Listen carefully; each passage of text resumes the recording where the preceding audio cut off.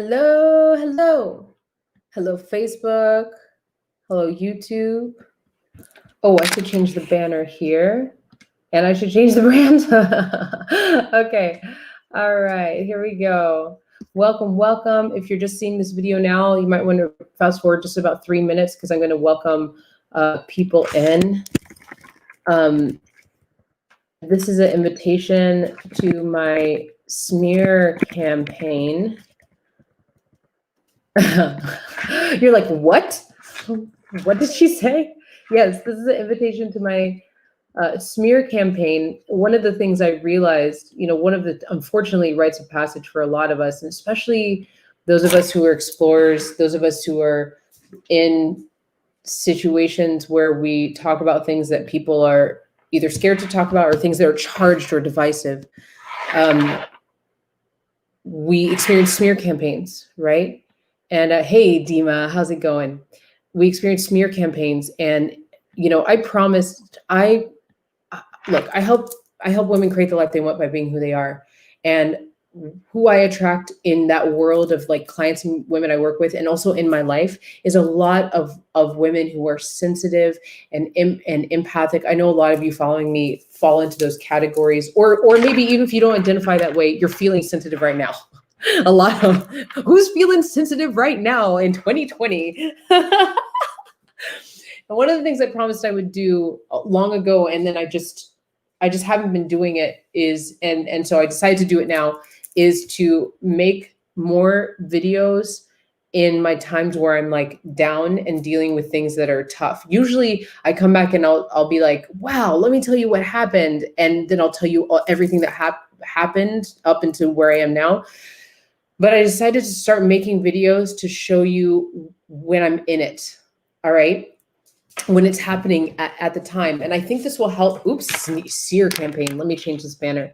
I think this will help because I'm in the middle of, a smear campaign. It's not the biggest smear campaign that I've experienced, but I'm in the middle of a smear campaign right now thank you, Amanda. Yes, I changed it.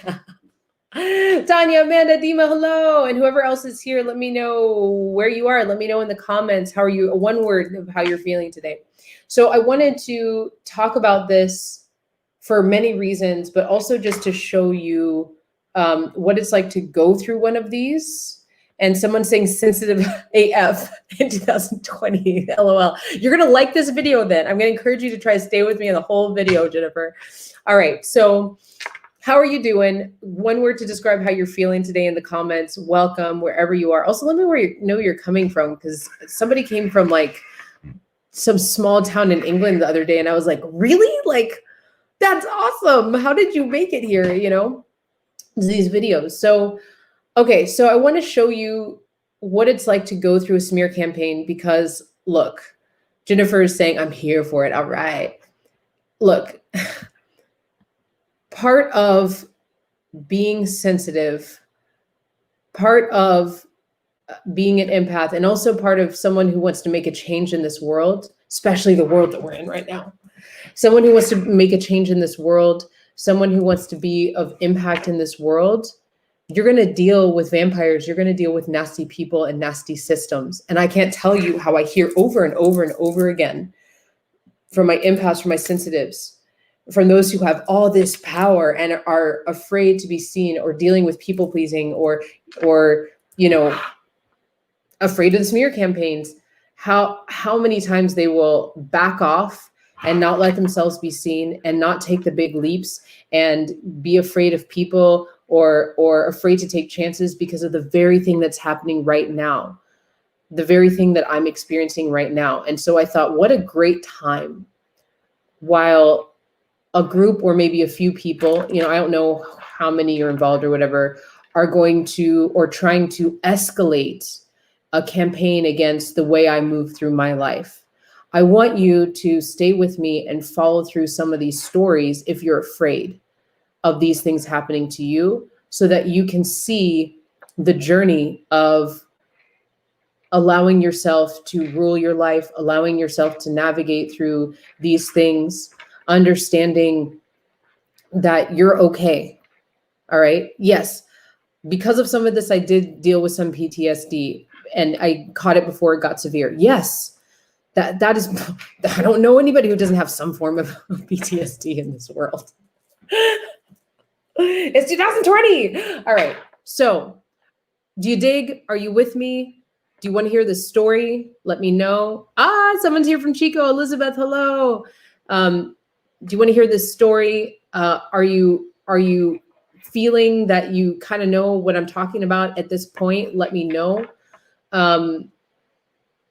I know that me saying these things out loud is hard for some people and triggering for some people, but I'm going to encourage you to just stay with the story and remember that my intention here is just to take you with me on the journey.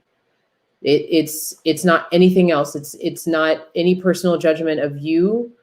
It's not to make you do something or change your mind about something. I just want you to know how this journey can go for you, because I want you to share your story medicine, and I want you to be able to feel like you can navigate even the nastiest of things, even if it's hard for you as a sensitive person. Okay. People are saying, yes, I want to hear the story. Okay. Afraid. Yeah. Okay. So one of my biggest fears also is being misunderstood. And so this whole journey also has been a lot of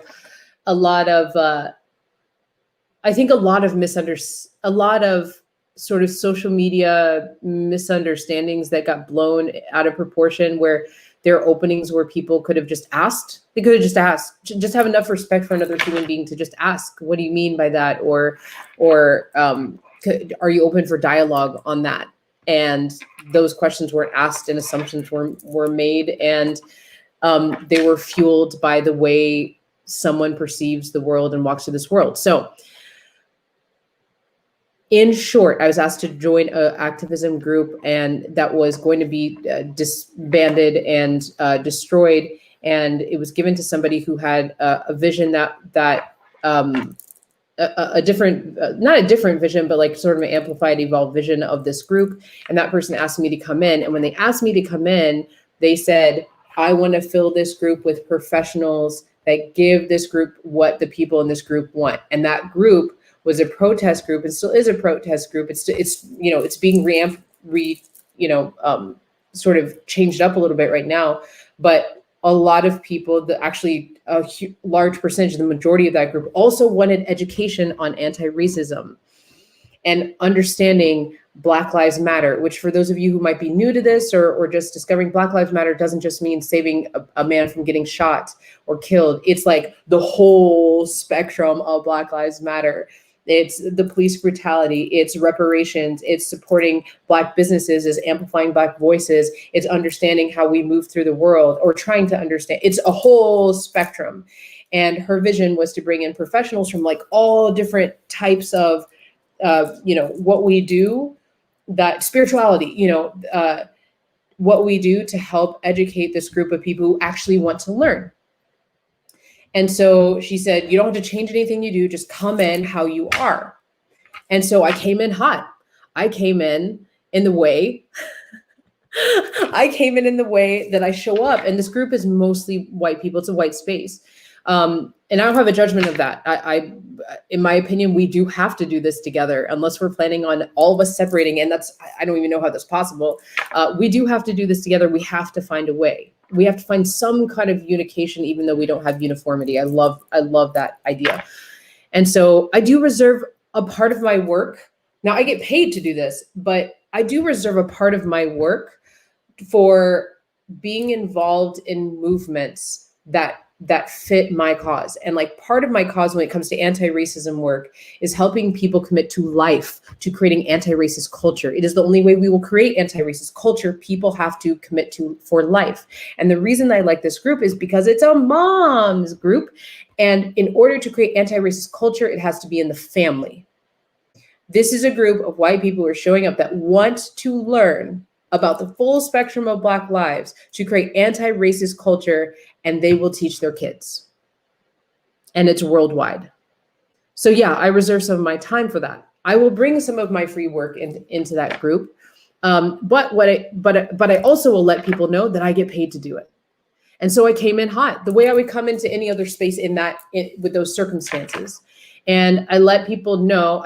First of all, I spent hours doing cleanup and hours doing a whole bunch of stuff outside that people don't even see. But then within the group itself, I just let people know, like, I get paid for this work, by the way. And let me do a whole bunch of questions and let me teach you a whole bunch of stuff and hours of that. And then also, by the way, I do get paid for this, do reach out, okay? Now, for most of the people in that group, they're like, yeah, I get it. And then there were some people who just did not like it. You're co-opting this group. You are, using it for your own personal gain and blah, blah, blah, blah. And there were comments about it. This was an infomercial, blah, blah, blah, blah. And I, as an admin in that group, actually let some of those comments in so we could have an open, transparent conversation about that. Because of course people are going to have a problem with that. Look, you're damned if you do, and you're damned if you don't. This is why I come in hot and talk about money when I'm doing this work. I found that I started talking about anti-racism and my own identity crisis with race coming to this country and dealing just, white supremacism. I started talking about this many, my whole life. You have to deal with your whole life when you have this color skin. But I started talking about this publicly years and years back. And I found out that the more I talk about it, and then when I started telling people I work in it, that I would get constant calls and texts and in my inbox from white people who wanted me to then do more free work for them, who wanted to hold more space for them. And then when I was trying to create the boundary, sometimes people would get angry because they were like, you say we need to learn, you say this and that, but then you're not willing to hold the space. And that I cannot have in my life anymore. So now when I enter white spaces, I automatically, it is habit. I say, unless I'm getting paid on the front end to go in and do work, if I'm going into a space and donating all of my time, I'm just going to let them know straight up that I get paid for this work. And as a result, I don't get an inbox full of people saying, can you do this? Can you do that? Whatever. Now, some people like that. Some people didn't. There were people of every color that had opinions about this thing. Okay. Now, could it have been done differently? Maybe. Did some people reach out to me in respect or talk to me in respect about how they would have done it differently or how I could have changed things? Yes. And those people I had conversations with and I listened to. But there was also a group of people that used that as a reason to make fun of me and call me names and bully me. And it was part of the full fuel for a smear campaign. All right. This is just part of the fuel of the smear campaign. So that's the first thing I want you to know is that for those of you who are out there navigating this world, and also this is a world of activism. I don't belong in the activism world. People will call me activist, but I don't really belong in, I don't identify that way. I sometimes will say my activism, but I don't mean that is a badge I wear. I think all of us in some sense are sort of an activist, but I definitely don't identify in that way because of some of the experiences I'm going to tell you about today. So now that I've said that, are you with me? Are you understanding where I'm at in this space? Okay. Have you had these experiences before where you're damned if you do, damned if you don't? For those of you who are sensitive and empaths, you might already start to feel like that notch up of just I don't know. Even just that little bit of pushback is hard for me, Okay. So this is the thing. Some people who approached me about how they didn't like how I was in that space approached with attitudes wrapped in garbage and nastiness and there's this one thing that I noticed that was popular in a certain group of people, and that was ask a million questions and not really being satisfied with any answer for any reason, because it wasn't given. It didn't satisfy what they were asking. It wasn't given in the way they wanted to, and it was wrong. And so, that's narcissism. Really, it's I can get into that later. It's oppressive. It's manipulative, but. I did notice that was a theme with some of the people who had issues in that group, is just ask 1,000 questions and and not be satisfied with anything, not seeming to really want answers, but just to expose something that they feel like they need to expose. All right, Neva says, yes, she gets it. Okay. So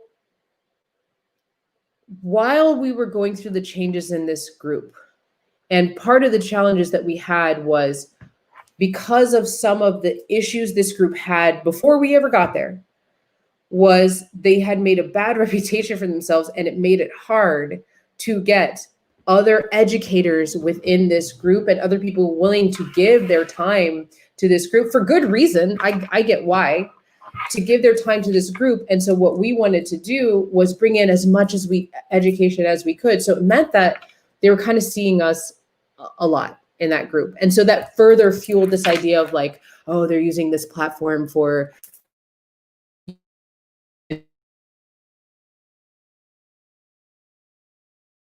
the Michael Brown's mom and all these moms who've dealt with police brutality and doing interviews with them and bringing in, leaders of nonprofits that are doing good work here in Portland, and all of that, right?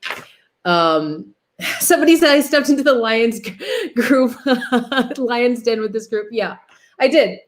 So, okay, so there's all these accusations and all these problems. And I will say this, some of the accusations that people had when they heard us out as saying, we're trying to figure all this out and this is our intention, this is what we're bringing, and we do need your help. Some of them said, oh, okay, I get it. But there was a group of people, and probably still is a group of people who are like, not good enough, you didn't do this right, blah, blah, blah, blah, blah, blah, a million questions, right? Just no grace whatsoever, right?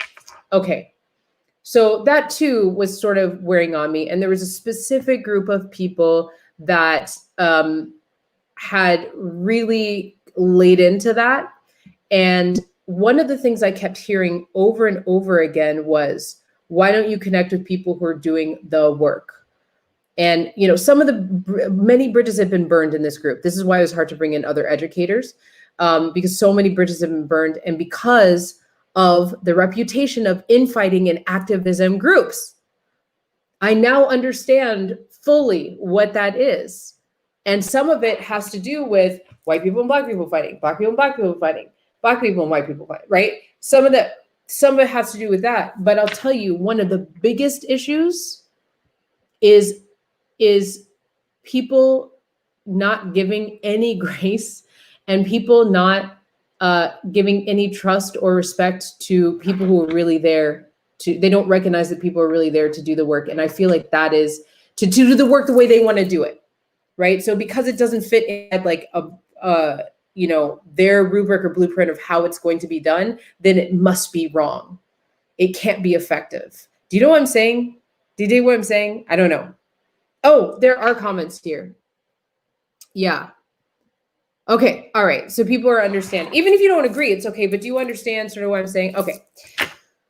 So this is the context. And what had happened when I started feeling some symptoms of PTSD was I started interacting with some of these people, trying to understand their intentions, trying to understand what they wanted, I did not understand that I was dealing with vampiric behavior. Now, are they vampires? You decide. Some of you are here as spies for them, and you're going to report back and probably record this video and like show it to them. I don't know, right? All of them are blocked on my specific Facebook page. I don't really care. Dealing with that is hard enough, right? So I went to this whole PTSD thing and I was like, okay, I just need to take a break, take care of myself. And so I'm sort of coming out of that, right? Doing all my healing practices, going to my family and my temple and figuring out what I need to do for myself and worked myself out of that.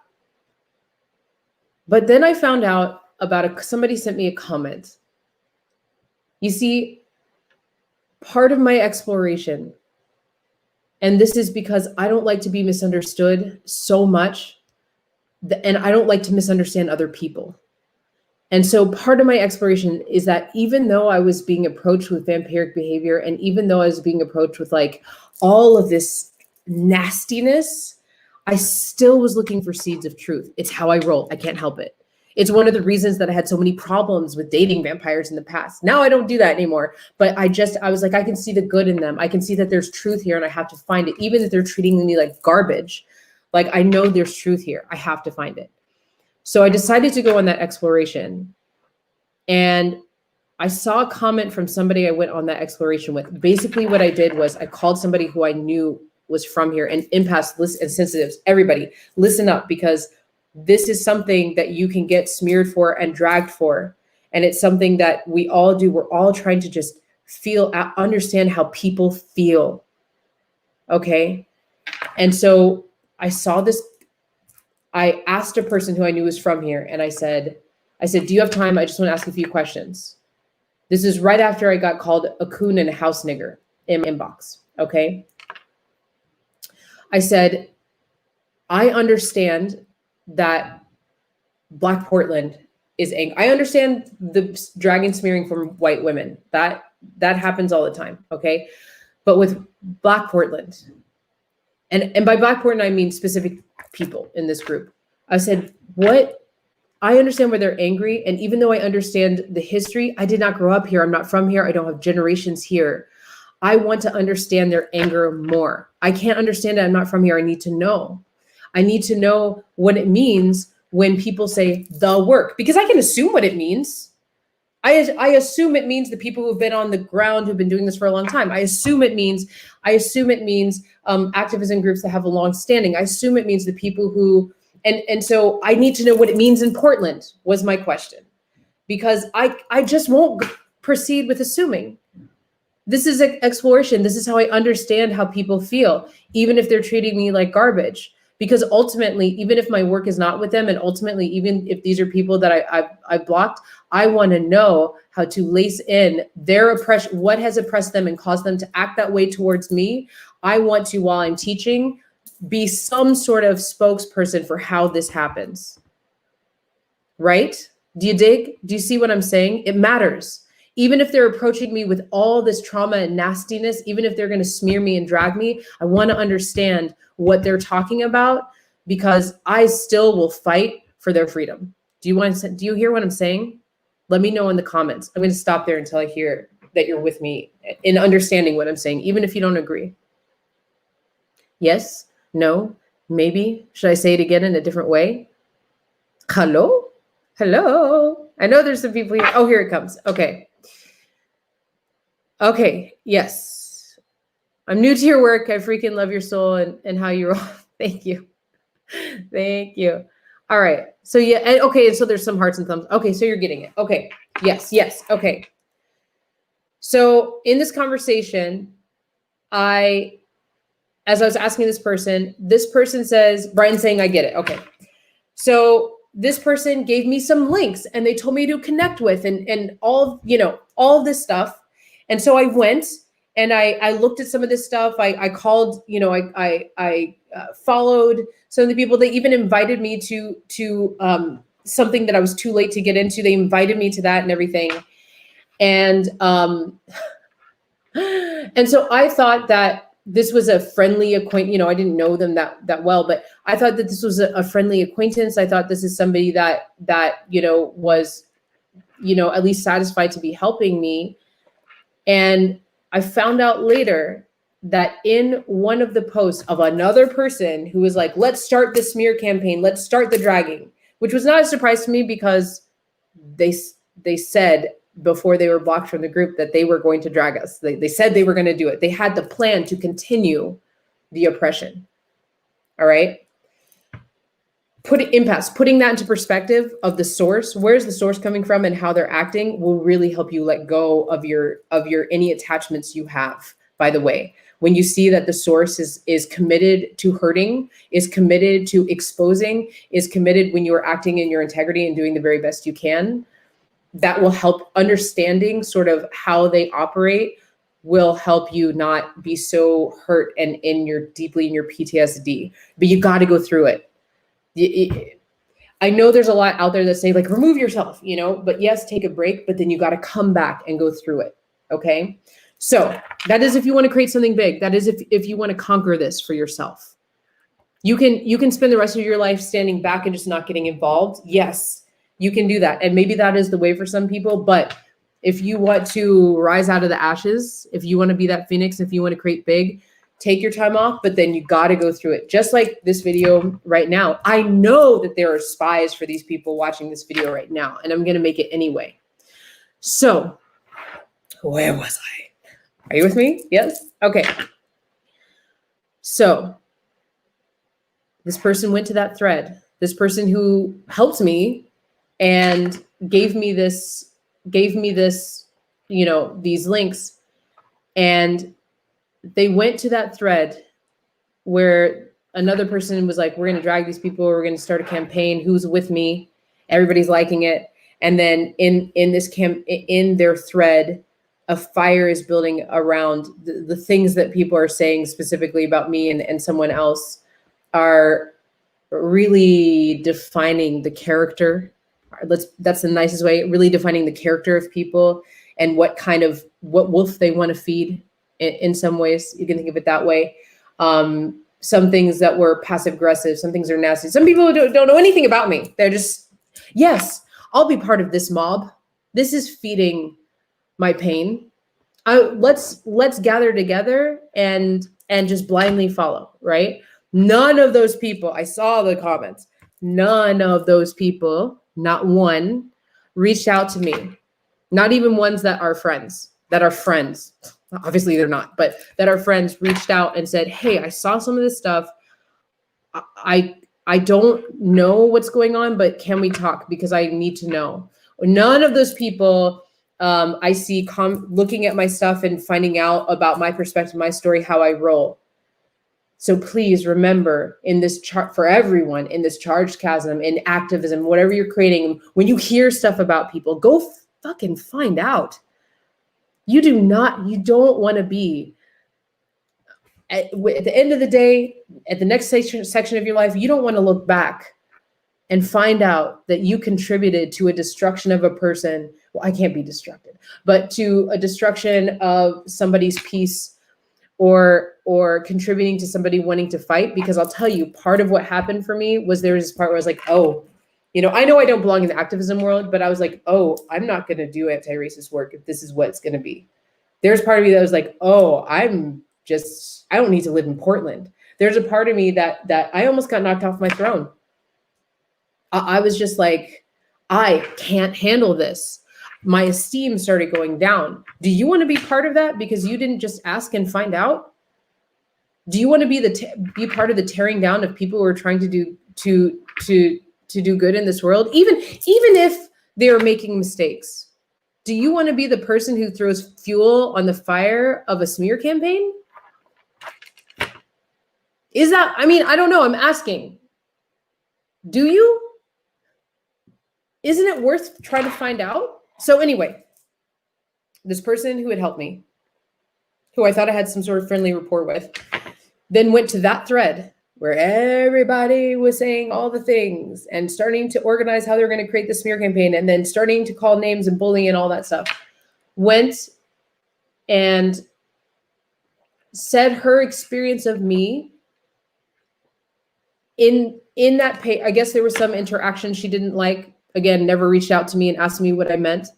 And our conversation, and it seemed innocent enough, but given the given circumstances of what was being said in this thread about me and what the plan was to do, it seems like a betrayal to see her bring our conversation of me in the exploration of trying to figure out, I want to understand what's going on. I don't want to make assumptions. I want to really be a part of speaking for these people. Maybe she didn't understand any of that in our conversation.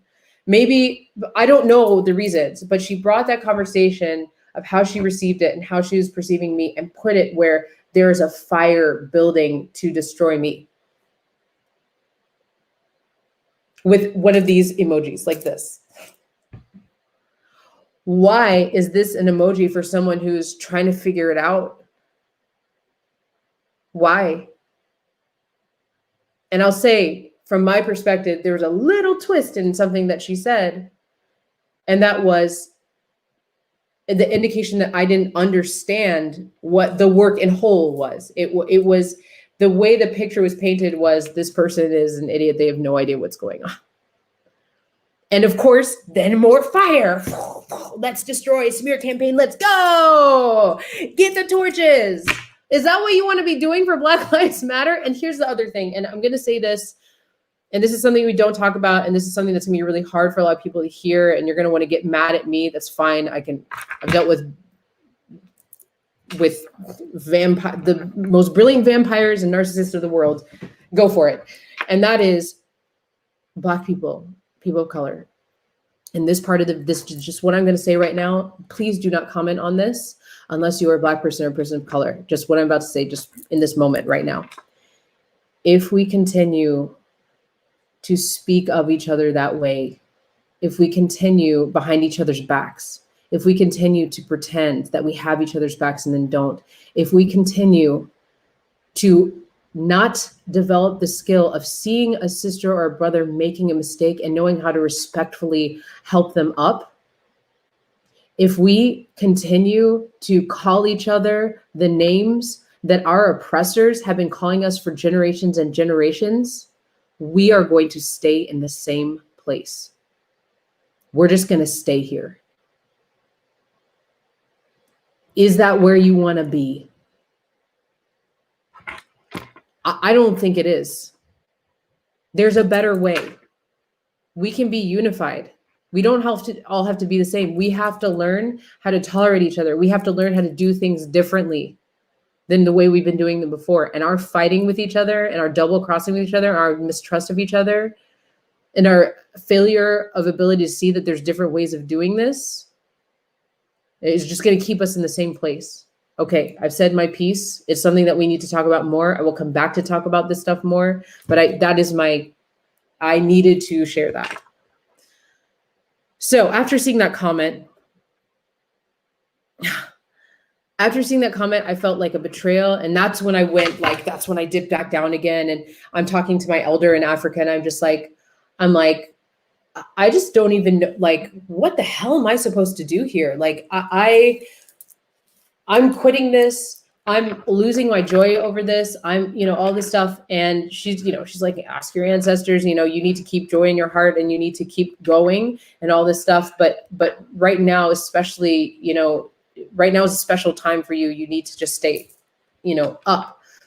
And so I thought about it and I was like, okay, I sit at my altar, I've taken the baths, massage, all this stuff. And I still feel this like, and I realized that what my ancestors and my spirits and what I'm here to do is to help you navigate this. And so I realized that I had to show up and I had to go through it and I had to tell you the story. And I had to invite you into my smear campaign. And I had to tell you how I'm going through this. And then I'm willing to admit that, yeah, maybe I did make mistakes somewhere. And some people came and talked to me about those things and I adjusted accordingly. And my way through is to show up in this way and to tell you what I learned and to tell you that if this is what you're afraid of, this is really just a drop. It's really just a drop. All of this will be over before you know it. This kind of nastiness, this kind of misunderstanding, it's not nearly as significant as all the people who do support you, as all the people who are behind you, as your own integrity and self-value, as the intentions that you have for what you're creating. And you know what? I'll tell you what, especially you empaths and sensitives, you are the most self-reflective, self-aware people, almost to a fault, that I know. And one of the things that vampires like to say is that you aren't aware and that the mistakes you're making were intentional and that try to convince you that you're the narcissist. Let me tell you, empaths, you're good. If you are acting in a way that feeds your soul and helps other people, you're good. Okay. All right. So the lessons. the lessons from this. And thank you for sticking with me through all of this. Thank you, Tanya and Elizabeth and Laura and Catherine. And in my opinion, Laura's saying you and the few new leaders contradicted the loud prevailing tone of shaming that was getting huge momentum, borderline abusive behaviors and logic that I've seen in abusive domestic relationships. Yeah, that's something that happens in a lot of activism groups. It's one of the reasons I stay away from a lot of activism. It doesn't have to be that way. And it's also old world. It's like use the oppression that you've experienced on other people, use the trauma that you've experienced on other people. It doesn't work. It just eats itself alive. It just never goes anywhere. So somebody's saying, so beautiful. Yes, the bigger picture is so important. Keep our eyes on the horizon. Jennifer, thank you. Catherine Boxon, appreciate your honesty and truth. Thank you, Catherine. Tanya, yep, I overthink myself all the time. Yes, yeah. So what did I learn? You got to go through it, especially if you want to. I know it's counterintuitive. Again, we want to protect ourselves. We want to shelter as sensitives as people can feel it all. Or if you're just feeling sensitive, we want to do that. Take a step back if you need to. But sometimes that urge you're feeling inside you, the looping in your brain that happens when you're dealing with vampires and smear campaigns and all this, all of that. Sometimes what helps it go away is sharing it with other people so they can learn from it, and it might change their perspective, right? Another thing, mistakes, please. This is the biggest thing I want, especially those who were sort of like watching. I know there's a lot of people who watch and like kind of like curse me in the back of their mind, or watching so they can go tell their leaders or whatever. Mistakes, please learn how to approach somebody who's making a mistake with respect and with humanity, because you might find that if you say, hey, I don't know if you know this, but do you know there's something that you could learn over here? Or, hey, like, are you okay with me pointing out something that you might want to know about, right? We're all sensitive. We're all suffering something. We all are experiencing violence. It doesn't matter what color you are. We all got screwed by this system. This is not exclusive to one people. Now, it manifests differently. Yes, there is a power structure. And yes, to walk through this world as a person of color, a Black person, is a whole different experience than it is for a white person. But we are all suffering a violent, oppressive, manipulative, psychopathic system. We're all in some sort of pain, okay? It means something different for all of us, but we have to remember, look, if you can't approach somebody with respect and humanity, then probably don't approach at all. Let somebody else do it. I will do that for some of you. If you can't do that with people who need to learn, that is part of what I do.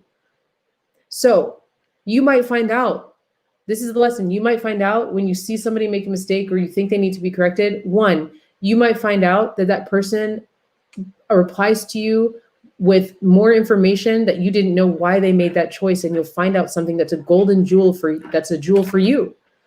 You might also find out that they have to do things a certain way because of a trauma that they experienced before. You might find out that the reason people are doing the thing that you are perceiving as a mistake, they're doing it that way because of a whole bunch of stuff that happened, that they have to do it a certain way so that it can be received by the right people. Okay. You also might find out that if they're like, oh, I did make that mistake, they might just say, oh, thank you. You might find a friend. You might find a lover. You might find a partner, a colleague, or a teacher, somebody to collaborate with. You might find an accomplice or an ally. Try it. Just that one thing. Okay.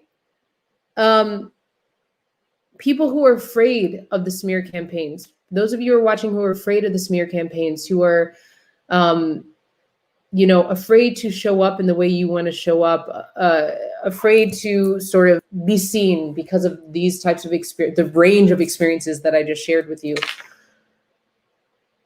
Now really is the time that we need your medicine. We need more empathy in this world. We need more people who can feel everything. We need more people who are able to move past this violence and oppression and trauma that we all are carrying, and still be in their hearts and express their souls. You're needed. If you're an empath, if you feel like you're an empath or sensitive, you are a warrior. We're in a spiritual and psychological war. What I'm talking about is the war. The smear campaign is one of the wars. The people who do smear campaigns are agents of the war. You don't ever have to do a smear campaign or take anybody down to create what you want to see in the world. You don't ever have to. That's an old world thing. That's a politics thing. That's a colonial thing. You don't have to. You just have to speak truth and speak it to the people that understand and will build with you. Smear campaigns are old world bullshit. It's a seed of poison. All right? You have the medicine. You have the medicine the world needs. Don't hold back. Come with me on this smear campaign and see the different things that happen and how I deal with it. Maybe you'll be less afraid. I don't know. I'm hoping that will help. Second, another thing, another lesson learned. There's a couple more here and then we'll be done. I know this is long, but I really want to share all of this with you. Is this okay? Is this, I don't know. Let me know. Let me know if this is okay that I'm sharing this much with you. Okay. One of the things I noticed in the comments was someone had said that, oh, this person isn't being transparent. Like they blocked me. Yeah. I block people who are bringing abuse. I block people who have vampiric behavior towards me. I block, it doesn't matter if they are a vampire or not. It doesn't matter if they're trying to abuse or not. But if my instincts and my intuition says, do not mix with this person, you're blocked. I don't owe anybody anything. If you feel that I have a problem with transparency, come look at one of my videos. All you have to do is look at one of my videos. I feel like I'm being very transparent. My point is, you do not owe anybody access to you, especially if abuse is involved. Please. It's old. We get programmed to think that we need to prove ourselves and people please, especially you empaths and sensitives, to people who are abusing you because we want to prove them wrong. If somebody is abusing you, if you sense vampiric behavior, if you even feel a twist, you do not have to give a person access to you. Don't. It will take you down. It will keep you from sharing what you need to share with this world. And lastly, we're in a time where our ancestors are closer in with us. We're in a time when we're calling on the names of the dead and using their spiritual power to change this world. We're in a time we're in the middle of we're in a crowning where destruction and birth is happening at the same time. The veil is being pulled back. And a lot of us are discovering the congregations and civilizations of ancestors who are with us, who are at our side. And some of us, like me, do deep work with ancestors. When you wield a knife against somebody, whether it be a smear campaign or you are spying by proxy, whether you are watching a Facebook video and you just don't like somebody because you don't like them and you send a curse, when you side with a mob that has decided that this is what we're going to do to this person, you're wielding your knife at somebody that you don't know, and you don't know who their ancestors are. You don't know who their spirits are. You don't know what they're capable of. It does not matter what they look like or if they have money or not. It doesn't matter if they live on the street or in an ivory tower. You have to be really careful about who you wield your knife with. You're dealing with civilizations. We're in a spiritual war. This is not a threat. This is a courtesy. And this is not just about me. This is about everyone. When you fuck with somebody, you're fucking with their ancestors. You're fucking with their spirits. And whether or not the work that they're doing with them or the ancestors that they're dealing with are good or bad, or however you want to label them, it doesn't matter. When you wield your knife, you can bring a plague upon your family. That's real. That's something you have to know. And it's something that you're going to start getting used to. You're going to hear about it more, and you're going to start to see how that plays out more as we move further into 2020 and 2021. Ancestors are walking on the ground with us. You will see the footprints. I'm not kidding. Be careful. Please be careful. Take that message to your friends if you see them getting pulled into a mob or a smear campaign. Take that message to your families. You can bring a plague on your house just because you decide to side with somebody who is expressing their oppression and their pain and not being responsible for it for themselves. Okay. Catherine is saying, having trauma-informed empathic approaches centering decolonization. Yes, this is perfect. Big affirmation station for recent thoughts and experiences. Appreciate you. I appreciate you. Yes, ancestors, Elizabeth, thank you. So, okay, I've talked for like 47 minutes. I see it's been long. Be in a good way always and everything. Yes, you too. Bless you all. Please spread the word. Share the video. Tag your friends. I appreciate you all. Thank you for being with me. And may the ancestors move obstacles out of your way. May they clear a path for you to your success. May you be embraced, and always, always may you be protected, protected, protected. May you be protected. It's okay to make mistakes. It's okay to change your mind. It's okay to do this differently. The reward for doing this in a way that feeds your soul, that heals you, that feels like you're in alignment with what you are here for, and then inspiring others to do that as well, to make higher choices, to be above the poison. Your life is going to change. So that's it. That's all I have to say. Thank you for being part of this healing process. And I'll see you all soon.